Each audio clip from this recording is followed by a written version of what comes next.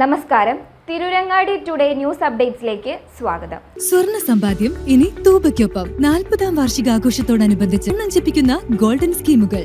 മാസ നിക്ഷേപ പദ്ധതി മുതൽ പ്രത്യേക മംഗല്യാൻ സ്കീമിലൂടെ പണിക്കൂലിയില്ലാതെയും പണിക്കൂലിയിൽ കിഴിവുകളോടെയും രജിസ്റ്റർ ചെയ്യാനും കൂടുതൽ അറിയാനും 9084 നിങ്ങളുടെ ഇഷ്ട സ്വർണ്ണമണിയാം ഇഷ്ടം പോലെ.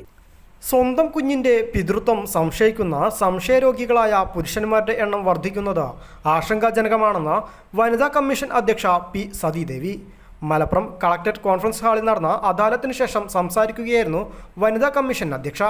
കുഞ്ഞിൻ്റെ പിതൃത്വത്തിൽ സംശയം ഉന്നയിച്ച വനിതാ കമ്മീഷന്റെ സഹായത്തോടെ DNA ടെസ്റ്റ് നടത്തി പിതൃത്വം തെളിയിച്ചിട്ടും ഭർത്താവ് സംരക്ഷണം നൽകുന്നില്ലെന്ന യുവതിയുടെ പരാതി പരാമർശിച്ചുകൊണ്ടാണ് കമ്മീഷൻ ഈ ആശങ്ക പങ്കുവച്ചത്.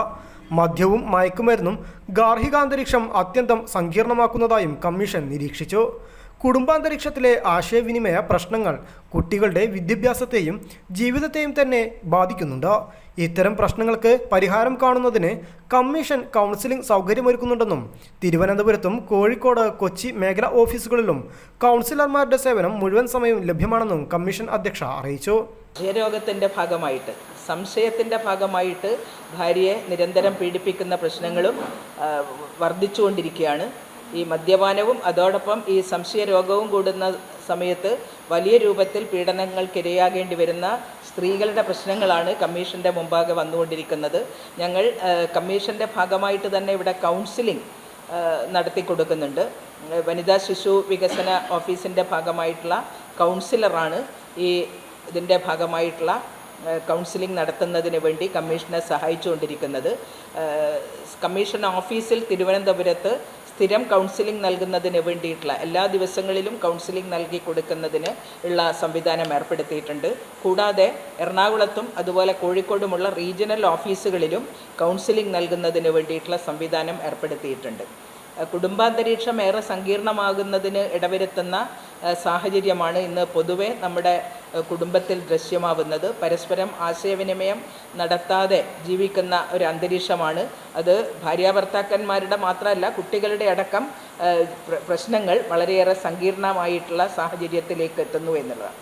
സംശയരോഗം മൂർച്ഛിച്ച് കുഞ്ഞിൻ്റെ പിതൃത്വം പോലും സംശയിച്ചിട്ടുള്ള ഒരു ഭർത്താവിൻ്റെ ഒരു കേസിൽ ഞങ്ങൾക്ക് ഇടപെടേണ്ടി വന്നു. ഞങ്ങൾ കേരള വനിതാ കമ്മീഷനാണ് കേരളത്തിൽ സൗജന്യമായി DNA പരിശോധനയ്ക്ക് വേണ്ടിയിട്ടുള്ള സഹായം നൽകുന്നത്. കമ്മീഷൻ്റെ സഹായത്തോടു കൂടി നടന്നിട്ടുള്ള DNA പരിശോധനയുടെ ഭാഗമായി പിതൃത്വം നിർണയിക്കപ്പെട്ടു. ഈ ഭർത്താവ് തന്നെയാണ്, ഭാര്യാഭർത്തൃ ബന്ധത്തിലുണ്ടായിട്ടുള്ള കുട്ടി തന്നെയാണെന്ന് കണ്ടെത്തിയതിന് ശേഷവും കുട്ടിയെ സംരക്ഷിക്കാനോ ചെലവിന് നൽകുന്നതിനോ തയ്യാറാവാത്ത ഒരു സാഹചര്യം ഇന്ന് കമ്മീഷൻ്റെ മുമ്പാകെ വന്നിട്ടുള്ള പരാതിയുടെ ഭാഗമായിട്ടുണ്ട്. അപ്പോൾ ഞങ്ങൾ പ്രതിവർഷം ഇത്തരത്തിൽ കമ്മീഷൻ്റെ മുമ്പാകെ വരുന്ന പരാതികളിൽ 4 സ്ത്രീകൾക്ക് 4 പിതൃത്വ നിർണയ ടെസ്റ്റ് നടത്തുന്നതിന് വേണ്ടിയിട്ടുള്ള സാഹചര്യമാണ് ഇന്ന് കമ്മീഷൻ്റെ മുമ്പാകെ ഉള്ളത്.